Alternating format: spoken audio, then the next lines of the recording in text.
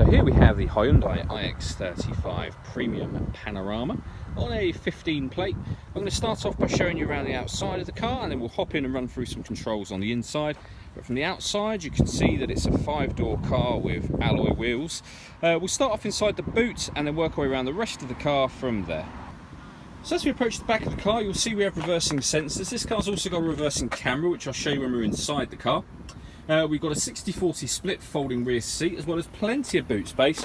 And then underneath this tray section, even more space should you require it. Okay, so we're just going to work our way back round to the front of the car, and then we'll hop in and run through some controls on the inside. But now that we've done a full circle of it, you can see it's in lovely condition the whole way round.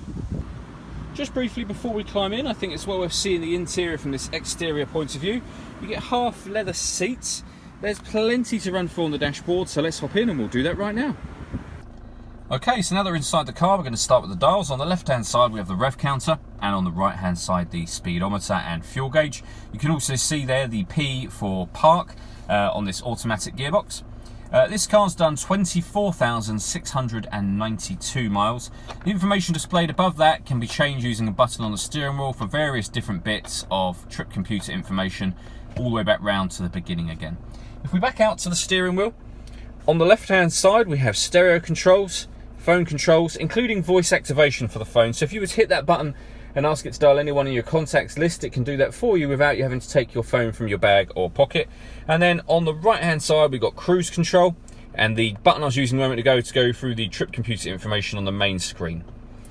Over in the centre here we've got the radio for the car. So this car's got FM and AM radio, as you can see. If you want to listen to your own music, you can do. Nothing's connected at the moment, but we've got a CD player, auxiliary input and USB input, so plenty of ways to listen to your music. This car also has satellite navigation.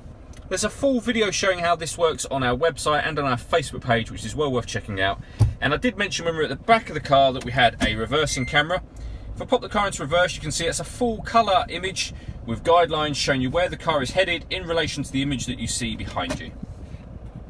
Working our way down from that, we have dual zone climate control, so you can adjust the temperature on either side of the car, the fan speed up and down from here. Hit that button to turn the air conditioning on or off, or hit auto and the car will maintain those temperatures by taking full control of the fan speed. You can override that at any point in time you wish to. At the bottom here you can determine where within the car you would like the air to be distributed when it enters the vehicle. Under that we've got driver and passenger heated seats with 2 different heat settings each.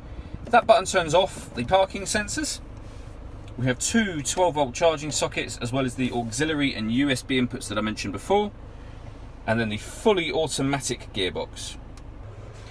The last thing I wanted to mention in this car are the 2 sunroofs that you see here. So the rear one is a fixed pane of glass, so a window more or less, lets in a huge amount of light.